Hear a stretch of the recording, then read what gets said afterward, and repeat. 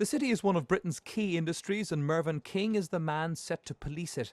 But if the banks thought that a line had been drawn under the whole era of banker bashing, the Governor of the Bank of England rubbed that line out today.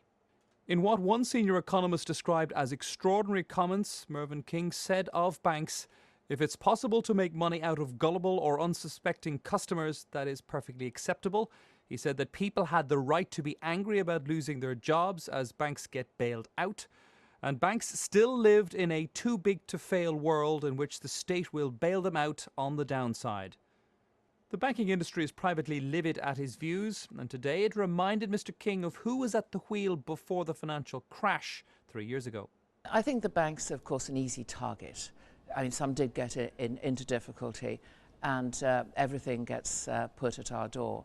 But frankly, we weren't the ones who were in charge of the public finances and resulted in such a big deficit, and it wasn't us that ran the regulators, and we weren't in charge of monetary policy either. Mr. King's comments come as the banking sector, which has yet to face any explicit new legislation, awaits the interim report of the Independent Banking Commission. That could dramatically change the shape of financial services, and today the Chancellor who created that commission was visiting a noisy Royal Mint, but remaining above the fray. We're putting Mervyn King and the Bank of England in charge, and we're looking to make sure that never again is a bank too big to fail and the taxpayer ends up spending their hard-earned money on bailing out the banks. Many people will find the Governor's comments about banks quite incendiary, especially his views on how banks treat their customers.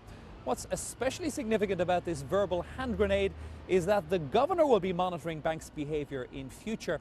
One suspects that relations between the banks and the Governor will be somewhat fraught. Joe Lynam, BBC News, the Bank of England.